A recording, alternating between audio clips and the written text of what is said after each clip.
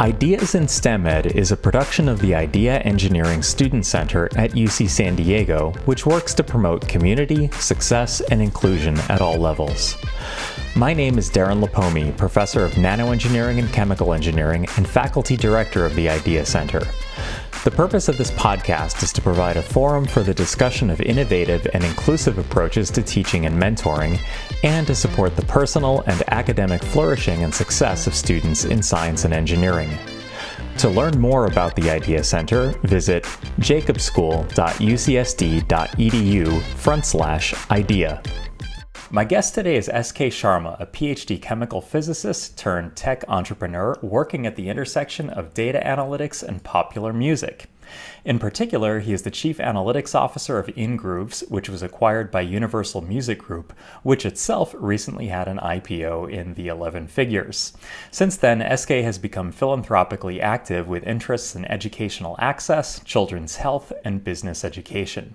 For the last few years, he has been an entrepreneur in residence at UC San Diego's Rady School of Business. SK, welcome to the podcast.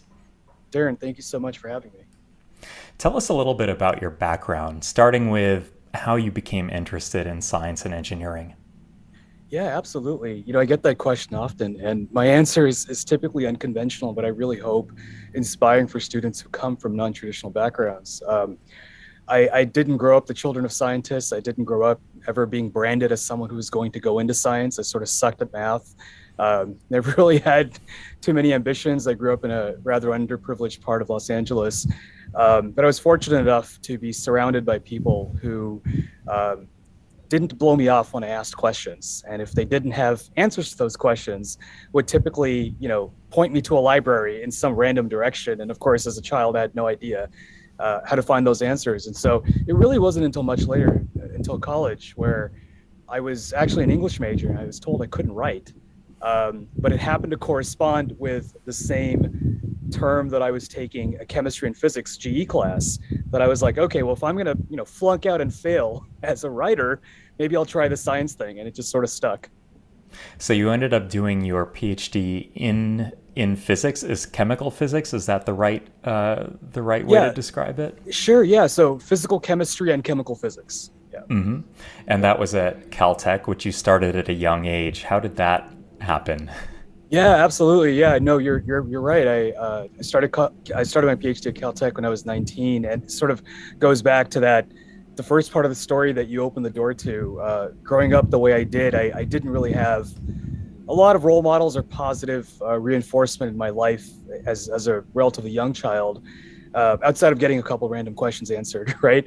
And so I thought I was a bad kid. I got kicked out of school when I was 13 or thereabouts, and just was sort of on a bad track. We didn't have the economic resources to secure different types of schooling. So I was encouraged to take effectively my GED, the California High School Proficiency Exam, and then was told I had to go to some sort of school. So I went to community college, took the SAT, did extraordinarily well. And that really, thankfully, changed my life and opened a lot of doors. But yeah, that's really what led to the starting undergrad early. And then, of course, grad school was sort of a natural progression coming out of backgrounds like you and I from undergrad. If you had to do it again, would you still have gone to grad school in hard physical sciences? Yeah, that's a really good question, Darren. And I think, you and I have certainly thought about these things in different incarnations, I'm sure, alongside other folks. And I would say very much so. I would say, given the types of backgrounds that you and I have at very rigorous, demanding places, I often tell people, whether it's Caltech or Harvard, but it's really more about the way you think, right? It's sort of like the purpose of a liberal arts education, right? It's how to think and how to solve problems and how to really pressure test things in a rigorous way. I apologize, I'm using the word rigor quite a bit. I'm not quite as polished as you are. We like that word. That's good. Okay. Good. Thank you. I appreciate your support. But it sort of helps you stay away from the Columbus effect, which we see a lot of in data analytics and AI these days. People go, good God, I discovered what is potentially a correlation, but I'm going to call it a causal effect, and I'm going to write about it and brag about it on LinkedIn. Typically, most of those individuals don't have hard science backgrounds like we do. So I would say, yes, I would do it again because it's been incredibly beneficial. Just the way of thinking, not actually knowing what a muon is, but just sort of the way of thinking that you and I kind of cut our teeth with, I think is extraordinarily helpful every day. What was your PhD dissertation on? Yeah, I actually can't remember the exact title now anymore, which probably is not a good sign from a early dementia perspective. But it was it was effectively in the field of using methods in statistical mechanics to understand membrane protein structure and function. I was not a biologist. I've actually famously never taken a biology class my whole life. If if my PhD was up to me completely, I don't think I would have ever worked with anything more than a triatomic, right? And I was, as you know, kind of going back to your world, I was more in sort of that Dudley Hirschbach, Ahmed Zewail world, right? Of small molecules are fun. And so one of my PhD advisors threw membrane protein structure prediction toward my way as a problem, and I'm like, I guess I better go figure out what proteins are, and became incredibly fascinated with the fact that they're governed by the laws of physics, and of course, as you know, certainly a lot of physicists and engineers have made tremendous strides and continue to make tremendous strides in biology and biophysics. So it was around using ab initio techniques to predict structure and then use structure to really sort of understand and think through function without doing X-ray crystallography, for instance, with these really tricky membrane proteins, which are hard to crystallize. They denature. What did you do after graduate school? Yeah, as you know, I attempted a postdoc, and weirdly, you and I never overlapped, which makes no sense to me. But we'll have to get into that one of these days. I attempted, but didn't quite finish a postdoc. Again, not probably floors away from you at Harvard. I think I realized rather quickly that I probably wasn't going to be an exceptional independent scientist, and that's you can throw in that some insecurity, you can throw in that some um, just perhaps a lack of motivation and concerns about the funding climate. But um, I really wanted to teach and I wanted to do research with undergraduates, but I didn't feel like I really had the wherewithal to follow after your mentor or my mentor, right? And so I think for me, um, it didn't really feel like I was going to be in academia long. So I went into a couple different places. I went into investment banking. I was at Goldman Sachs for a little bit. Uh, I have this really interesting history between Goldman Sachs, Lehman Brothers. Lehman Brothers sort of collapsed and fell. Some people may remember. I then went to UBS, the Universal Bank of Switzerland. Uh, Weirdly came back to academia for a really quick stretch and was a professor at a primarily undergraduate institution, and then left academia again. So, it's sort of tough to figure out what I want to do when I grow up, I guess. But yeah, it was along those lines, somewhere in management consulting, but ended up in venture capital about 9 years ago. And what do you attribute your movement from venture capital into music and data analytics? Yeah, I've certainly thought about that quite a bit, and I think I attribute my, I'm as you know, I'm very tongue in cheek and very self deprecating, and so, when I say I didn't have full faith in my ability to be a strong, independent investigator, um, that probably manifested in the fact that I was interested in so many different things as an undergrad and as a grad student, and as a postdoc, and as you know far better than I do, given your tremendous success and publication record. I mean, you've got to focus. You can do a lot of things, but you really have to focus and demonstrate exceptional ability in certain areas. So I would say for me, I've always been interested in many things, and I don't want to say I'm problem agnostic. I'm sort of field agnostic.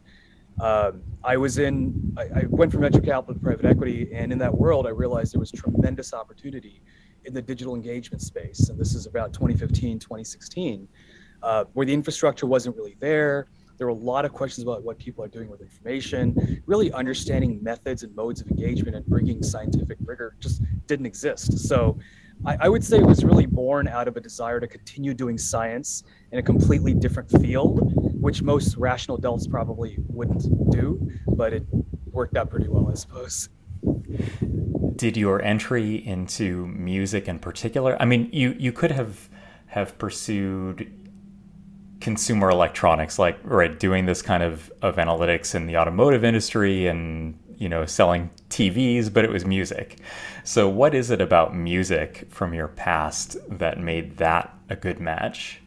Yeah, well, Darren, you are an exceptional interviewer because you're going to go really deep here. But um, sort of alluding back to how I grew up, we didn't have any money. Uh, but the one thing about growing up, certainly where I did in LA, was you could turn on the radio and listen to 8 different genres of music. And for some bizarre reason, I remember being really, I remember not having much hope in life as a child. And that's really a sad thing to say, but I hope it's inspiring to students, particularly first generation students and students who have struggled through a myriad of different things to get where they are, working with exceptional people like you at UCSD and other places.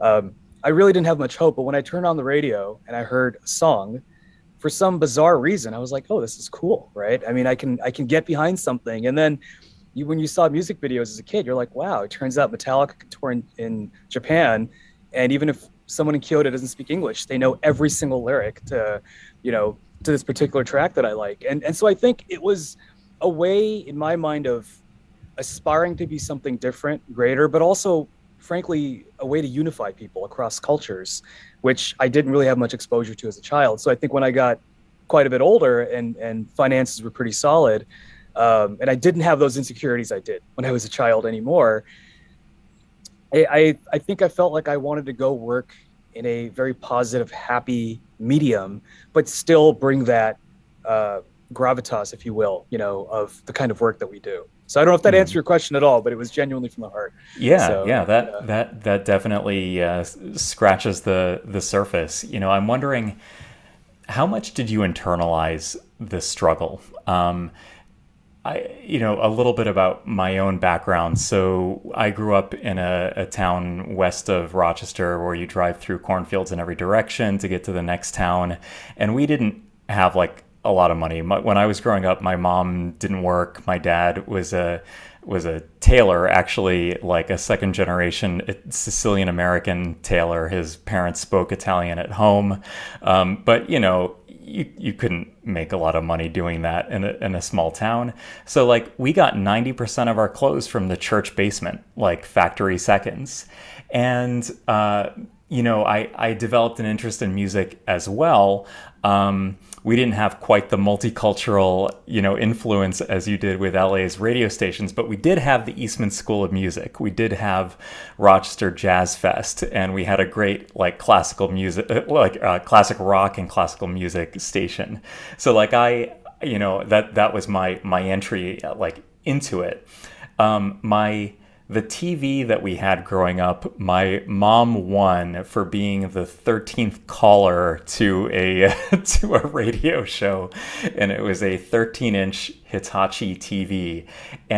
But I just thought all of this free music and PBS programming and Star Trek, that always made me feel that I wasn't that at least intellectually, spiritually, impoverished, as now with hindsight our family probably was. But I'm kind of wondering, this is probably a big question, but how much did you internalize that, being from a first gen background? How did that contribute to your success later on? yeah, first of all, Darren, that is an incredibly touching and inspiring story in and of itself. I knew a little bit about them, but I didn't know all of that about you. And it certainly just makes me respect you and your trajectory and your success even more. Because as you say, there are a lot of corollaries there, right? And my heart sort of, went into certain similar places for a second there. But to your point, I used to tell students this as well. It's good to be hungry. And if you aren't born with particular social capital or privilege, but you do have the ability to work hard, perhaps take fewer risks than other folks who perhaps have a stronger and bigger safety net, and try your hand at something that is perhaps not completely objective, because we certainly know science is not objective, or at least the evaluation of scientific criteria and there are subjective criteria there, but Much more gray zone than we tend to give it yes, credit for. Yeah. absolutely. And as you've alluded to, I mean, certainly as you mature through that process from undergrad to independent investigator, you sort of go, oh, wow, I didn't know this 7, 10, 15 years ago. I thought everything was QED, 0 = 0, in a sort of theoretical math sense, right? But to your point, it kept me hungry always, but not for money, for success, for the ability to solve a problem. And sort of further to the background that we have, initially it was in math and physics, right? Because that was the obsession. It was like, oh, I'm going to learn everything I can about quantum mechanics, and people say it's hard. I believe it's hard, but by God, I'm going to learn it, right? I'm going to explain it, and I'm going to teach it. And then, as you know, there's an elegance in going through like Fermi and Fermi's thermotext, for instance, and just sort of make notes and doing side derivations. So I think getting lost in that world was frankly driven by a desire to succeed in what I then thought was a completely objective world, right? The objective world of scientific pursuits and publications and success and all that sort of stuff. So, I was like you as an undergrad, I was obsessive about all that stuff. And frankly, that continues to be a big part of what keeps me going today. Is I want answers. I want the right answers, and I'm willing to work hard to get those answers. And I'm very thankful that the team I have around me embody those traits as well. Do you still read in science, like Scientific American and Nova, and are you still interested in, in those Yeah, kinds of no, things? I'm incredibly fortunate. My longtime collaborator Alan Waring at the UCLA School of Medicine, and I continue to actually publish papers. So we had a paper in the Journal of Clinical Investigation last year. We've got a paper coming out in PLOS One next month, and so I actually continue to do Oh, that's scientific cool. research. That's Yeah, great. no, I joke that the day I'm ever considered an armchair detective, an armchair scientist, is the day I'm just sort of done living, because science is so core to who I am. So I love reading quanta, right? I mean, Hmm. quanta is amazing, particularly with respect to how they go through certain things in physics. But I'm very proud to say that I continue to. I don't serve on editorial boards, but I get papers to edit, which is awesome, right? that's Yeah, yeah, that's wonderful. If we yeah. worked in a closer area, I might list Yes, you as an editor or as a reviewer. Um, Cool. That's great. I started as associate dean for students in the yes. last week or so, and one of my fears is that as I go farther into the administrative, I don't know, abyss. Okay, I didn't say that, but like, will I still be a scientist? Will I still think in those ways? And I think, even when I'm far retired, there's always something that I can think about and submit to, like Oh, sensors and absolutely. actuators queue or Yeah, something. Yeah. I yeah. should go back and correct my own bio. So when I was like 7 years old, my mom did go back to work, and it was like Yeah. barcoding books in Uh, the basement of the library. And eventually she became acting director of our library, and then did her MS degree at the age of Lovely. 67 or 68. So Love anyway, that. just a shout out to mom there. So in your current business, you got into music in data analytics.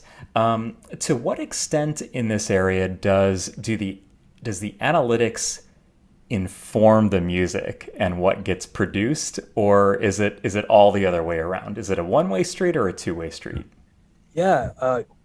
I what I would say is given our backgrounds, but also I think just our appreciation of sort of holistic learning, holistic with a W, right? Not an H necessarily, but sort of the body, the mind, the arts, the sciences.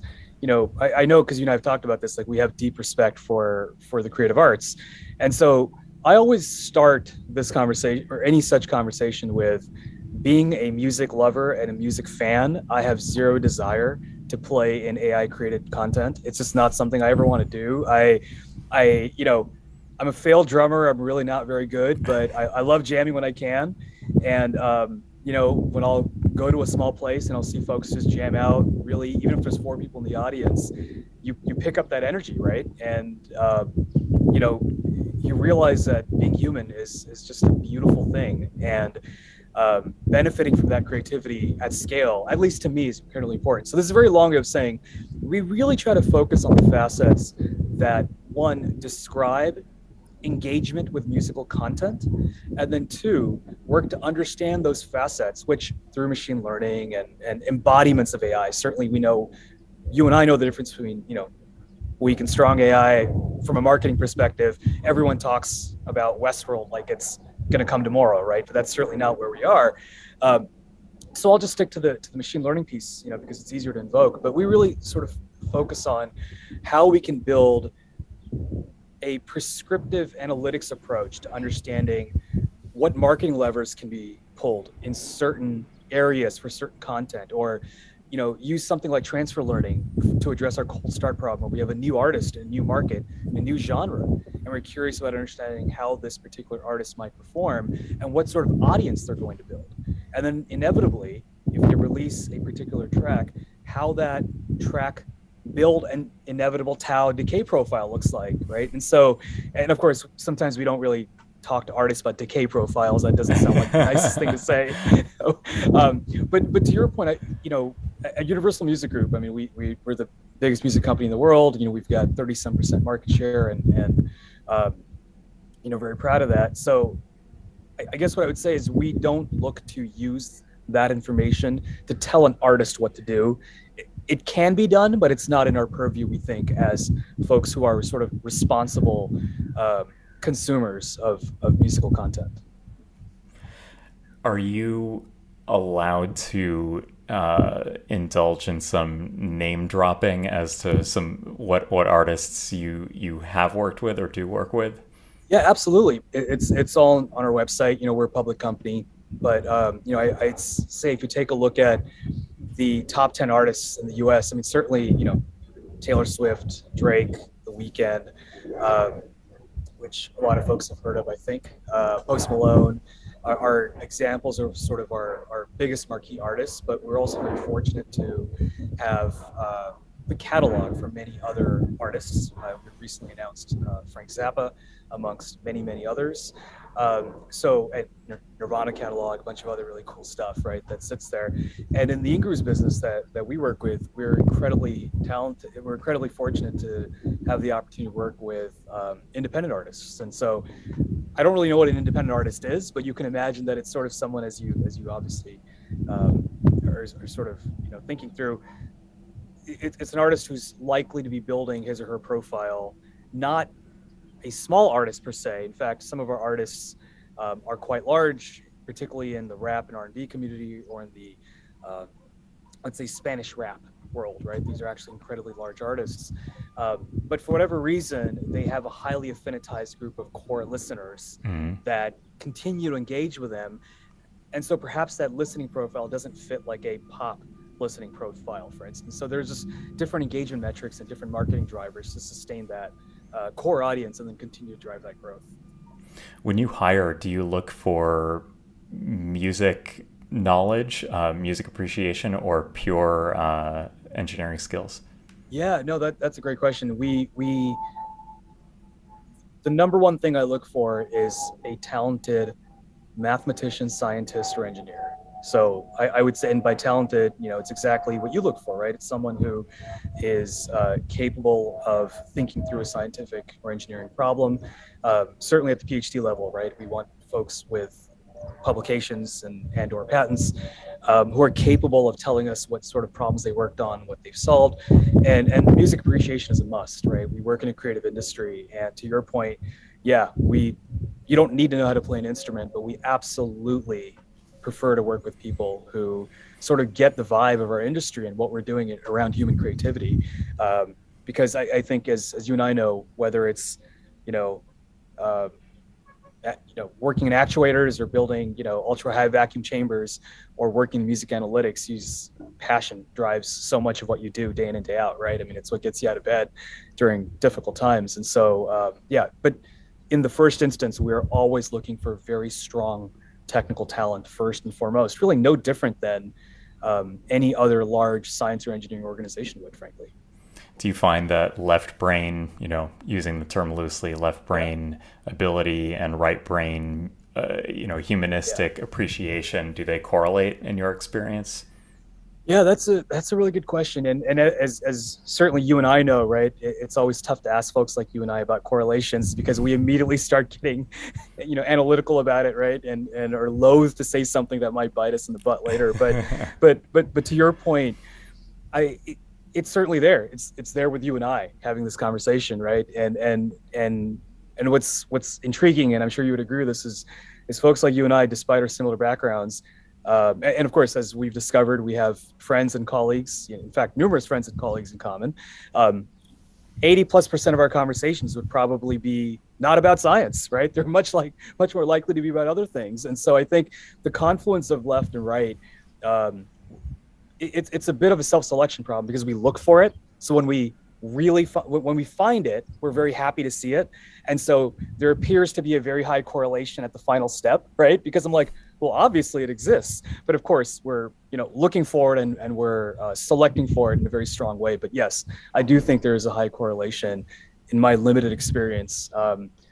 But you just as it can go the other way as well, and you certainly don't want to, for our business, you don't want to work with folks that are too into that stuff. So When you have a qualified candidate who somehow fails the interview or doesn't get a job, what are the most common mistakes they make? yeah, well, I would say, particularly with folks from strong technical backgrounds, as you and I are talking about, I'd say the inability to be concise can be problematic at times, particularly when talking through uh, a fairly sophisticated problem. Certainly, it's something you and I have to do all the time when we're out at conferences, or even through reviewing papers and things. That appears to be something when folks drone on incessantly, and some of that is obviously practice, right? I should say you're Um, doing awesome at this as a podcast guest because I'm like nearly exhausted my ideas of what of things to ask. Actually, I'll come up with more stuff. I was But going to say, I'm sure you've got a list. we're at the 28-minute mark, and anyway, you're very good at this. Well, So thank you, kudos. Darren. I appreciate that, and I don't do many of these, and so when you invited me, I was elated. And I mean, and to your point, I think sort of knowing and reading the room and understanding when to go QED versus take those cues and go, would you like me to drill down a little bit further, or that's really as far as we got. That's one thing. Another thing, frankly, just to the extent that it's helpful to students and postdocs and others, is humility, right? I mean, it's very easy to think in academia, in some parts of academia, that you are the world's expert about something, or you've got X papers. But as you and I have experienced often painfully in the real world, most people don't really give, right, two cares about those things once you step out of the hollowed walls. And so we're looking for people who also have humility, and we notice at times that arrogance is very easy to spot, and we don't want that. I'm probably not. I probably shouldn't curse on this podcast, so I will. The Yeah, people who would have cared have already dropped off. That they're somewhere in this awesome, early part of the decay awesome. function. Yeah, exactly. Well, then I'll just be blunt and say, our number one rule for hiring is no asshole rule. We don't hire assholes. We just don't. We want harmony, we want peace, we want stability. Now, we look for diversity in thought and diversity in life experience, and certainly gender and ethnic diversity and all those things.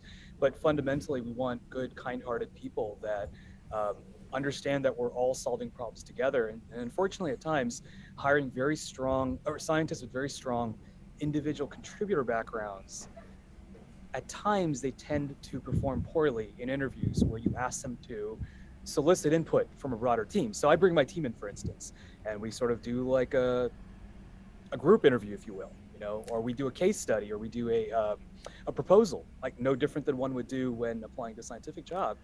And it's a conversation, right? And at times you can tell people go, oh, you're just not understanding it. Well, immediately I know that that's not someone you want to work with, because you Mhm. can't espouse those traits in any professional work environment, particularly these days. It's just not appropriate. Do you ask the candidates to do like a chalk talk, like solve problems on the spot?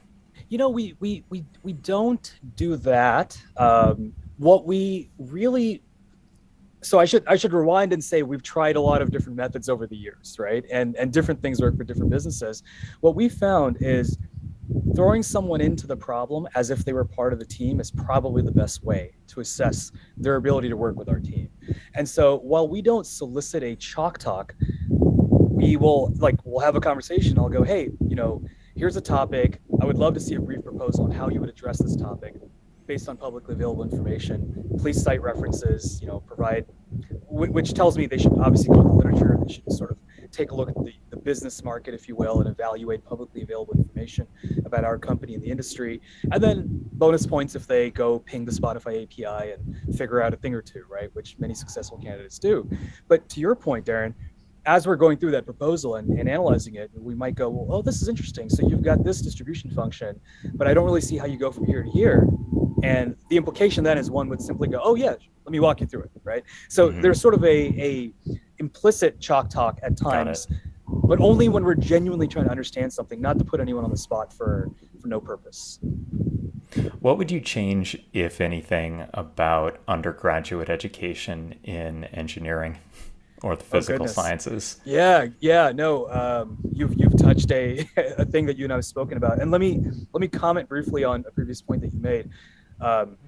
First of all, I absolutely thank you for doing the job that you're doing now in student services. It's exceptionally important to have right people there, with whose heart is in the right place, but whose science and contributions are also unassailable, right? I mean, it's and I mean that sincerely, because you don't always get that mix, right? Where a student can go, here's a kind, empathetic professional who happens to be a professor who can also sort of understand parts of my background and how I grew up, but also a damn good scientist or engineer who's very good at speaking and publishing high quality, high research, papers, has won a bunch of awards. So just on a personal note, I just want to say that, I really appreciate the job that you Thanks, have SK. I appreciate that. Thank you. So, coming back to that, going back to that earlier point, I really think the purpose of an undergraduate education should be to learn how to think and how to solve problems. And I worry that in certain instances, and I don't think UCSD is the problem here at all, but I worry in certain instances, there can be an emphasis on things like rote memorization. There can be an emphasis on recalling facts that perhaps are immaterial to how one would actually work in real life, either in a job or potentially as an independent investigator. I always go back to, I remember taking this chemistry class where this one kid was absolutely impressed with being able to recall, the molecular weight of methane or something, right? Because, and a professor was like, everyone here should be able to do that. And you're like, well, but why? I mean, I can if I do it enough times, but why? What does that really get me, right? Shouldn't I be able to actually solve a problem or build a molecule or come up with a synthetic scheme to, do something else? And so I think my concern is hopefully we've moved away from aspects of that. And I hope that we have moved more into a practicum-based assessment, particularly in the experimental sciences. I also hope that we have closely integrated theory and experiment much more so. And I'm obviously biased. Bill Goddard, one of my PhD advisors, has sort of made his whole career on that. And certainly, if you take a look at George Whiteside's evolution in terms of the infinite fields that he's touched, he's also done an exceptional job in very many different fields. So I would say, being able to talk about theory and experiment as if it's just one thing. People talk about data analytics and AI, and they go, well, you need data literacy skills. Well, what are data literacy skills? Is it learning SQL? Is it understanding Python? Is it, for some folks, it might just be opening up Excel. So undergraduate engineering, I think, is fairly well done compared to, let's say, undergraduate business, which I have a lot more to say about. But at the same time, I think with folks like you in play, I'm really excited about the pedagogical advancements in undergraduate engineering instruction, just based on my cursory review of the literature and how people are thinking about doing experimentation a little bit differently. So, how about the graduate level? Yeah, that's. What are we doing right and wrong there? Oh boy, yeah. I mean, it speaks to a bigger question around the economic structure and the economic incentives, right? I mean, there's obviously, as you know far better than I do being a practitioner, there is this sort of question around how many academic positions there are. Does everyone want to be an academic? To what extent are postdocs potentially paid fairly and incentivized to pursue other careers? To what extent are we training graduate students to be open to interviewing and thinking a little bit differently if they're interested in what we used to call, you remember when you and I were in grad school, was like the non-traditional path. If you wanted to go to McKinsey or investment bank, that was a non-traditional path. It's not so non-traditional anymore. In fact, statistically, it is where most people are going to end up. Right. Only right? 5% of PhD earners end up in a tenure track position. Wow. That's across all fields, not just engineering. Right. But And then to your point, I mean, the problem is particularly worse, I would imagine, obviously in liberal arts and fields like that. But so yeah, they're not non-traditional careers. These are like I'm seeing a distribution function with like a velocity with an MP at the bottom. Like this is the most probable velocity, right? So yeah, I think this is where most people are going to end up. And I think focusing on communication skills, being able to think not about how to solve industry problems. I think that I've heard and that a lot. I don't really understand what that means, but I think really encouraging folks in the graduate curriculum to be strong independent contributors, write strong research papers, because that's really important, but also learn how to work across the group or across the field, publish interdisciplinary work. I mean, you've done some beautiful interdisciplinary work, and really engage in a manner that starts with humility, as opposed to sort of the strong, I'm one of the top people in this field. That really doesn't fly in the real world outside of some parts of academia. So, what I see kind of I hate to say this, but the traditional alpha male mentality, because it is, sadly, I think historically at times it's worked against women, and that's also not okay, as we've talked about. And that needs to change. But I think that's sort of like, I'm the best person in my field and I've published these papers.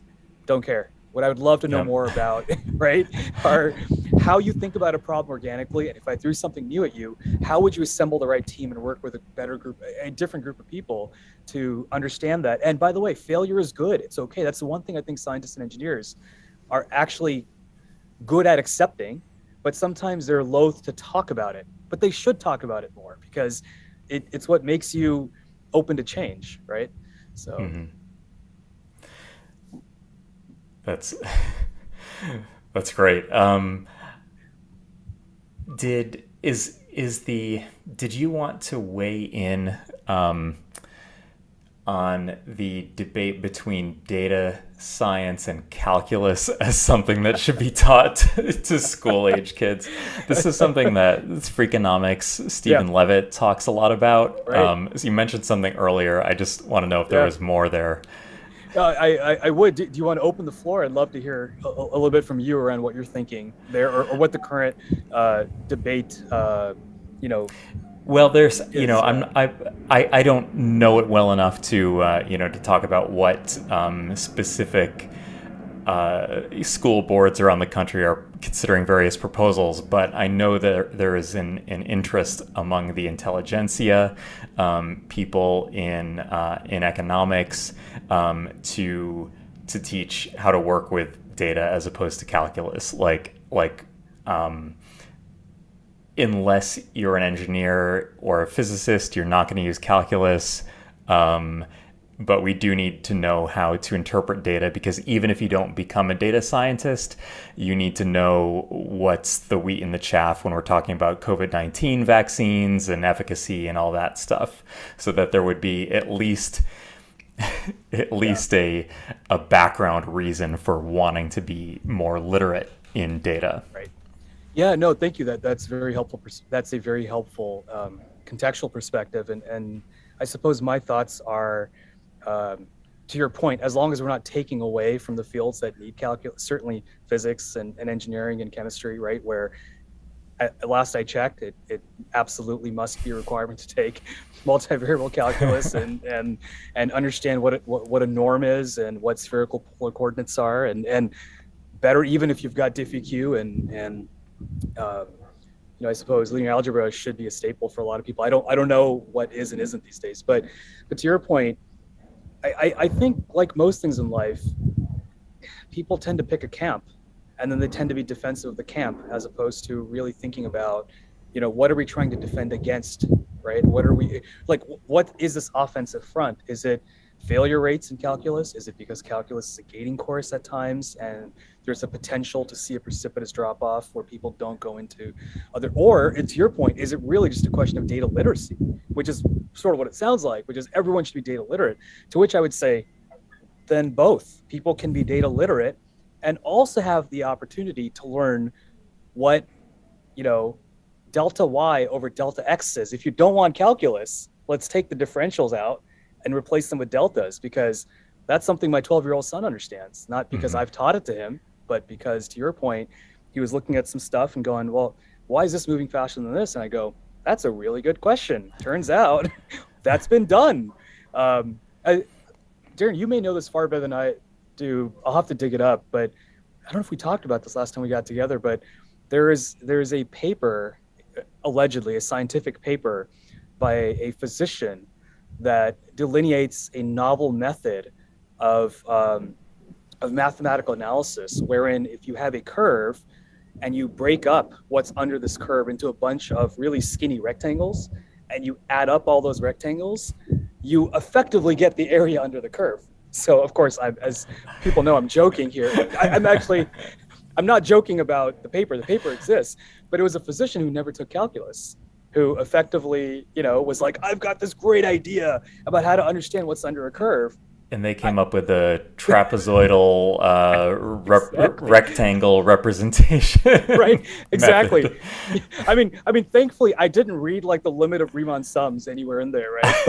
But because that would have been a dead giveaway. But this is sort of the anti-Ramanujan. Like Ramanujan actually came up with, the sort of correct formalism, if you will, on his own. But this dude clearly just was either never exposed to calculus or decided to opt out. So I guess what I would say is data literacy is a must. Yes, most people in their life will probably never use calculus, but at the same time, I don't understand why it needs to be antagonistic, right? I think explaining to people with real life examples as opposed to, okay, now take the second derivative. What's the third derivative? I think the way we teach these things has to change. I remember even as an undergrad, I was bored with a lot of expositions that weren't grounded in reality, right? That didn't have certain things I could relate to, that didn't speak to population growth or epidemiology. Certainly everyone understands in physics the velocity and acceleration example, which, by the way, have you seen I was going to wear this today, but I wear funny shirts. You may not know this about me, but every time you see me, I will be wearing a different funny shirt.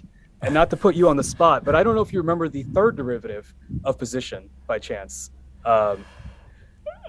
With respect to time. Oh my God. I know it's basic. No one does. It's only for joke value. So I'll just say it. It's jerk, right? I did know that. There you I go. did know that. Yeah. But I would also forget the structure of benzene doing one of these interviews. So Same here. Absolutely. and let me say for the record, there are about 1,000 questions Darren could ask me at rapid fire that I would just go, duh. I don't know, right? But so I used to wear this shirt, and it was, the third derivative position as a function of time, and it was just don't be a jerk. Don't be an F3 of X. Yeah, Don't be Yes. We've seen very many of those. So I guess what I would say is just, in a broader sense, just I think at times people take these really strong offensive positions, and it's unclear to me what they're defending, because you're sort of being jerks, and they're sort of like, screw you, you don't know what you're talking about. My position is better and stronger. But like, I mean, mathematics is as pure, I think, as you can get. And I think it's to everyone's advantage to have a more mathematically literate populace. Otherwise, planes don't fly and bridges don't stay up. So drugs don't get made. Yeah. Right on. Describe what an entrepreneur in residence does. Sure. Yeah. I've been incredibly fortunate to have the opportunity to work with folks like yourself, and also have to give a strong shout out to your colleague and friend and my very close colleague and friend, Todd Pascal, as well. A previous guest on Ideas in STEM Ed? Yes, exactly. Todd is, hands down, one of the smartest humans I know. There are a lot of smart puppies, that I'm aware of. And I don't know, but Todd is definitely one of the smartest humans I know. But going back to that, I think it's an interesting thing, right? Because you sort of get to the the point.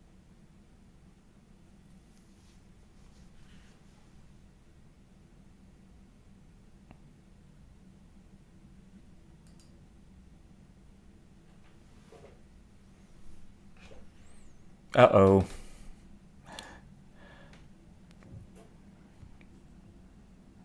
Oh goodness, I don't know what happened. Sorry, I just got kicked out of the room, or maybe the internet dropped. Yeah, But welcome to 2022. someone at your ISP didn't take calculus. Yeah, exactly. Like screw this guy. Trig is where it ends for me. I will go no further. I am not interested in understanding how trig I functions I change. know something about chords and tangents and Exactly. the Yes, chord theorem. All right. as as as my brother used to say many years ago, you know, he's like, Arctan sounds like some sort of superhero. I don't know what you're studying. I don't know what you're doing, but Arctan, go Arctan. You know, so that was always. So I apologize because of the disconnect. Where did we leave off? Entrepreneur in residence, starting Yes. at Rady. Yep. Yeah, thank you so much. So I apologize for the disconnect, but yeah, I think what I was saying was I'm extraordinarily fortunate to have the ability to work with brilliant PIs like yourself across the UCSD ecosystem. But more importantly than PIs, because folks like yourself sort of know what you're doing, it's really the opportunity to engage with undergraduate students, graduate students, postdocs, and staff to work on different facets of commercialization, all the way from early stage ideation, which, as you certainly know, Darren, given your background and the stuff that you're working on these days, there are a lot of really good ideas that emerge from a lot of really bad ideas, and that's perfectly okay, right? Mm-hmm. Being able to talk about that in a comfortable, safe environment and being able to pressure test those things allows you to sort of set up a filter, which then goes, okay, by the time I get to this formulation of a company or a POC, proof of concept, is this something that I can use to attract funding? Can I actually build a company around this? Will people pay for this? So there's a lot of things that go through that. And so what entrepreneurs and residents at Rady serve to do are engage with effectively any member of the UCSD community who wishes to inquire, uh, pressure test, seek support for, whether it be probably not necessarily financial, but really much more so around strategic advice and guidance on how to start my company, how to write a business plan.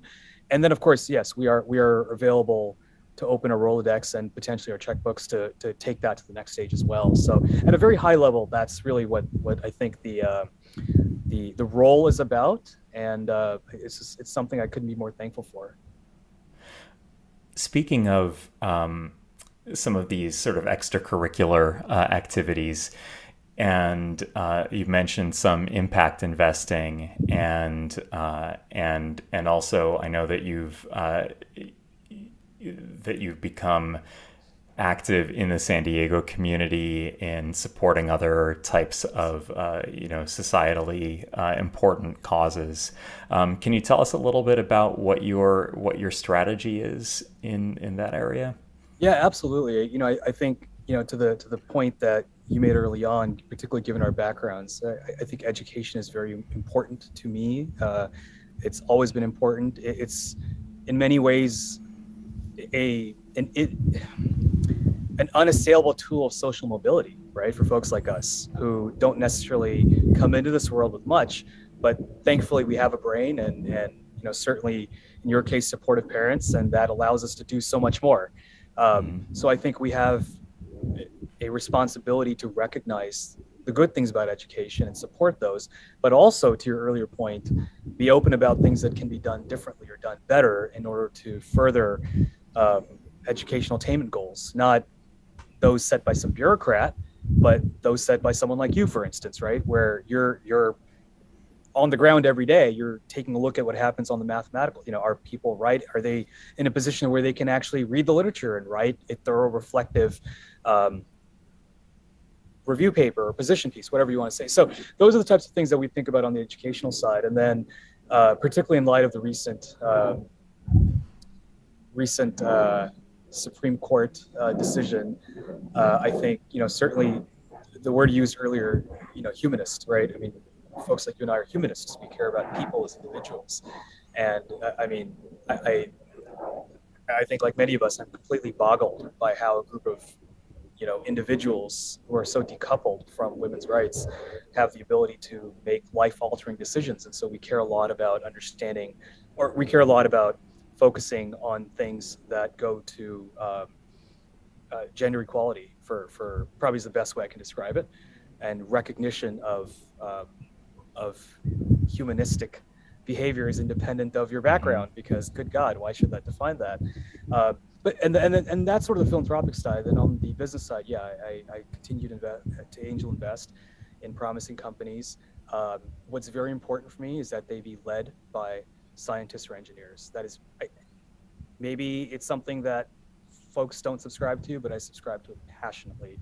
Hmm. I only want to work with technical founders who know their stuff, who whose stuff I can vet, um, and folks like yourself who are first and foremost preeminent in their field, and so they speak from a position of experience and authority, not some individual who's throwing a deck at me going, yeah, but this is going to be a $10 billion market, right? Like I can do math, thankfully, because I took calculus, but to your point, it's really passion, right? So I'm enthused about the prospect of working with passionate scientists slash engineer founders of technical companies, ideally in San Diego, because as you've seen, the demographics have changed, the socioeconomic situation. I mean, there's just the funding landscape has only gotten better and stronger in terms of success for PIs like yourself and others. And so, I mean, we are a vibrant community and a vibrant economy, and I think um, the different facets of funding outside of government funding, but certainly early stage capital funding, should reflect that. And I frankly don't think they have. I think San Diego is underserved in many ways in that respect, Hmm. outside of biotech. Yeah. Yeah. Final question. What is the last song that you streamed on purpose or remember Ooh. streaming on purpose? Oh, dude. Wow. I love that.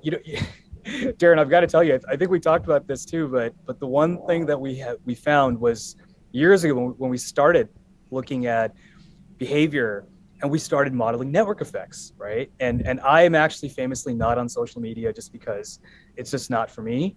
But as you know, people sometimes go on social media and go, I love this song, right? Or I listened to this song 100 times.